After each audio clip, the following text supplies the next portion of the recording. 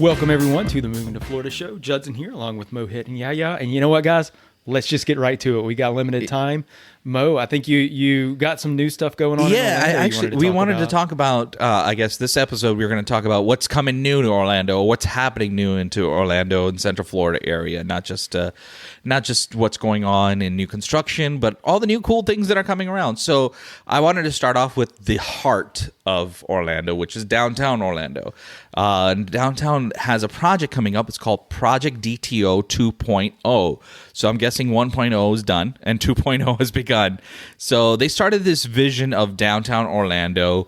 It's called Project DTO, which basically is built to complete a collaboration with the community of downtown Orlando, which I think they had a vision plan for downtown created by over 6,100 Orlandoans. And they started in Orlandians. So basically, they wanted to start a plan around 2014, 2015, which they did. It's like a redevelopment area plan, and then they're going to put it into action.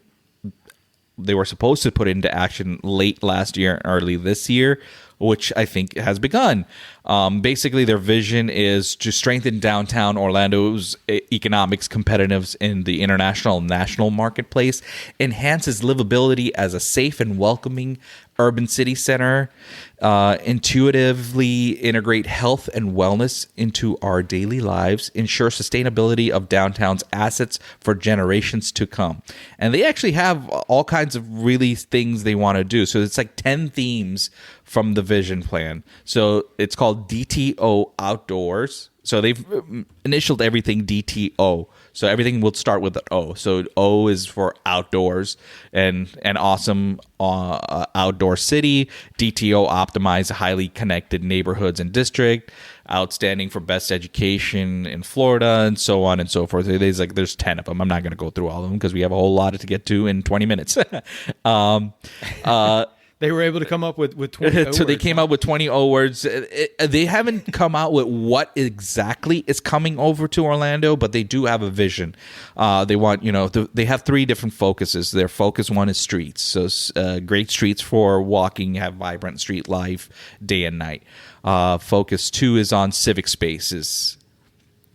A great place to gather, encourage community connections. Focus 3 is on mobility options, so areas for biking, transit networks that are safe and seamless. And Focus 4 is districts and neighborhoods, great identifiable communities that are connected to one another. So those are the 4 focuses that they have. Now they have a website. I think I'll send you the link to this so you can post it. Yeah, we can add it into the show notes. I'll send you the link to this, and we can go from there. The other thing that's happening here is I'm going to jump into the attractions, the theme parks that we have going on. So everyone knows, there's Walt Disney World here in Central Florida, and I want to talk about what's coming soon. Some of the stuff has already been started late last year, and then it's coming. And it's going on right now. Fantasmic is returning to Disney Hollywood Studios, so that started late last year. It's more of a larger-than-life feature, more than 50 performers, massive sets, stunning effects, dazzling pyrotechnics, and music.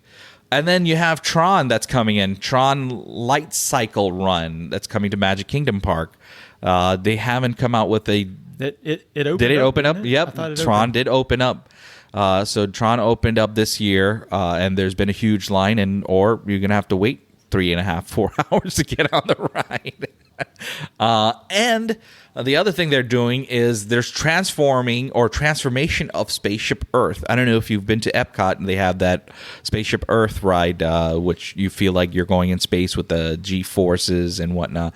So they're transforming that. I guess their Epcot has a lot of renovations going on, so that's one of the things that they're changing in there. It's going to be updated with new scenes, that reflect universal nature, and new guidances and whatnot. Spaceship Earth is the actual the big globe, right? Yeah, The big ball. The big ball. Right? Yeah.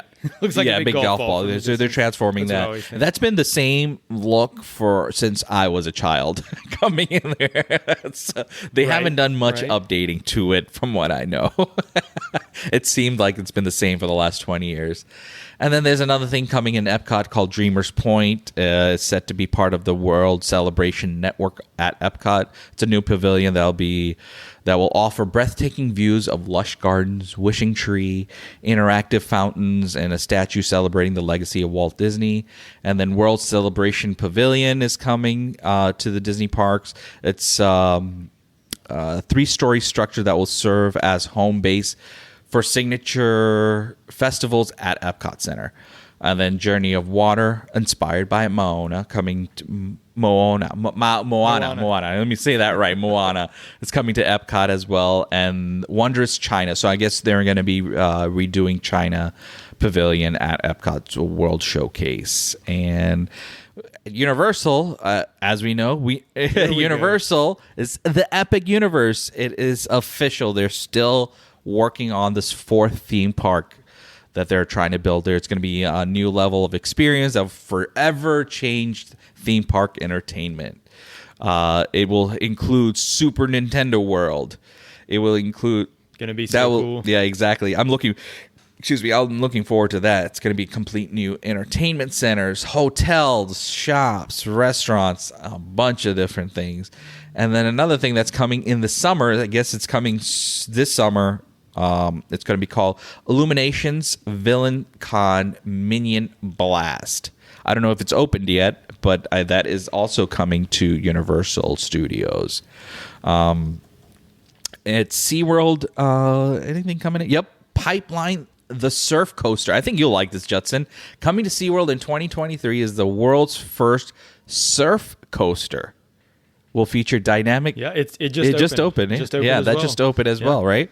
So it'll feature, dynamic launch, wave jumping motions to make you feel like you're actually surfing, and you reach the speeds up to 60 miles an hour and going up about 110 feet in the air. Look, SeaWorld's not playing in this game of the these parks. No, they're not.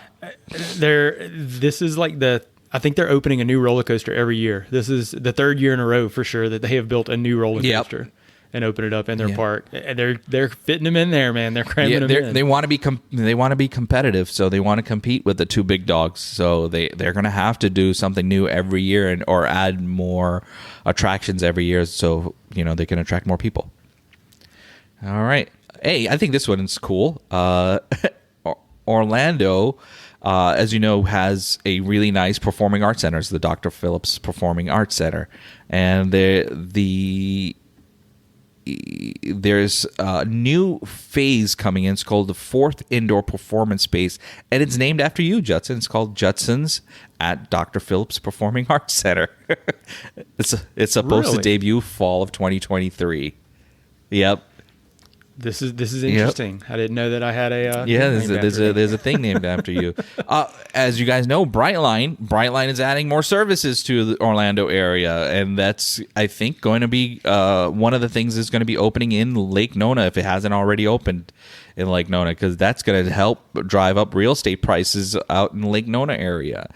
It's there's a brand new Terminal C at the Orlando International Airport, which will have Brightline Orlando will connect from Orlando with West Palm Beach, Fort Lauderdale, and Miami with high-speed rail service beginning of this year. I think they've already started test driving that right now, and I think it's going to be full-fledged soon. Dude, I'm excited for that, man. I want to sit in that. The Brightline? Yeah, I want to try that one out too. How fast is that supposed to be to take you from here down there? I think it's going to be about 2.5 hour, train ride from 2.5 hour train ride from here to Miami. Dude, that's amazing. That's going to save you about an hour, half hour to an hour, depending on traffic. Not just that, man. Just think about the gas, the driving, the exhaustion. I'd rather just sit there and go down there because we have offices down there too. And I'm telling you, I always put it off because I'm like, I don't want to drive that long. Yeah. Especially in the same day. You leave early, spend the meetings in the day, and come back in the night. It's exhausting, man. Yep. And the cool part is it's not going to be just like a regular train station. They're going to have like a full-fledged train stations. They're going to have touchless ticketing, premium in-station wow. lounges, complimentary Wi-Fi at top-notch bars and restaurants at every Brightline station. So they're going to have all kinds of cool things at every station. I know when I was looking into the Brightline too, I saw that they offer a free shuttle within 5 miles of all of their stations. So you can, get picked up if you're at a hotel or whatever, or even, hey, at home. Hey, I got to go into the office in Miami today. Get them to pick you up, and you never have to step in the car. It's pretty cool. Yep. Yeah, I wonder if it's going to save or reduce traffic on the highways, though. You think that would have an impact, a big impact? I would think so. I think it should relieve some stuff from the highways. Alleviate a little, man, even a little bit. It's insane. It is insane. It is insane. I mean, our governor just signed earlier this year, if not last year, he signed the $6 billion I-4 project, which is happening right now. If you notice, a lot of the stuff that's happening on I-4, they're expanding a lot of roads. They're adding more lanes. They're doing a lot of cool stuff to the interstate. It's not helping us right now because with all the construction creates a lot of traffic. But once I guess the construction's over, I think that should relieve that. All right, what else? You gave a lot of good information, man. That's really cool. No, really, you're up to speed, man. It's like I live in Orlando, and you know a lot more about it than me. Oh, well, we kind of have to know a little bit about what we're selling here. No, but that's so cool that you brought that up, man, because I just thought about this. I'm nationally licensed, so I work everywhere, so right. I'm not really specialized. But I've been in Florida, and specifically in Orlando, for about 5 years. Right. But you're a hyper local expert, and you having this knowledge and being able to share this, like even for me, I learn something new every time we're on this podcast, man. So I love this. Keep it going. All right. Oh, yeah, there's a bunch of new hotels coming up. This one called the Conrad Orlando. That's going to be around 433 rooms. And it's going to be at the family of Disney World Resorts. The Drury Plaza Hotel is opening up at Disney Springs area as well. As you guys know, the Drury is one of the famous hotel plazas that are coming up. 604 guest rooms, 17,000 square feet of meeting spaces. That's also opening up this year. I don't know if it's pronounced A-Loft or Aloft. It's opening in Lake Nona. I think either one works. Either one works, right? That's opening also fall of this year. It's going to be 205 rooms out there in the Lake Nona area. They're opening up quite a few hotels out in Lake Nona. I was looking at some of the stuff that's happening in Lake Nona, and the A-Loft or the Aloft is coming out there. Lake Nona Skylar Towers is coming out there, which is supposed to be the tallest building in Lake Nona. I think it's 1 story more than the Wave Hotel that's there right now, so that's why it's considered tallest building out there. There's future constructions happening all over Lake Nona, as far as, there's a thing called... there's a development company that's starting this thing called Nona Cove project that's already started. That's going to be about 32,000 square feet of, let me pull it up here, 32,000 square feet of commercial and retail spaces integrated with wellness communities, 260 luxury apartments, 4 stories, 122,000 square feet of a self-storage facility as well. So Lake Nona is still continuing to build and build and build and build some more. So there's also a beach club and vacation rentals called Harbor Island coming in Lake Nona. I don't know if any beaches are out there in Lake Nona. Yeah, that one threw me off. That one threw me off too. I'm like, what beach coming out in Lake Nona? So I'm guessing it's one of the larger lakes that's happening over there. Or a Crystal Lagoon. Oh, maybe. Crystal Lagoon might be coming there. So it's it's supposed to be like water views, and you can take your boat out into the shores and whatnot over there. So that's what's happening there. Now, here's a big thing that's coming up, which they've already filed for permits this year, is the Disney's affordable housing project that's happening here in Horizon West. I know we've mentioned that in the past before about the Hartsog Road Attainable Housing Community. But they've actually put in the initial permits were submitted by Disney. Now, a little bit about this is Disney's proposing a development of 1,450 units of affordable housing complex named the Hartzog Road Attainable Housing Community in Horizon West, which is like the Winter Garden area. Located north of Flamingo Crossing, this complex aims to provide housing options for individuals and families with incomes below the average area median income. The project is supposed to open to those incomes ranging from 50% to 100% of the area's median income, which according to Fannie Mae translates to a household income range of $42,850 to $85,700. Rent in these units will be capped at 30% of residents' income, resulting in the maximum rents between $1,071 to $2,142. So that's actually pretty good pricing for that area. For Winter Garden, exactly. Yeah. It'll definitely be affordable. That's exactly what's happening out there in our neck of the woods in Winter Garden. All right. Anything else you guys want to add that's coming up? You know, we've talked about the Olympus project on here before. That's out here right. in Claremont. Yeah. But any updates on that?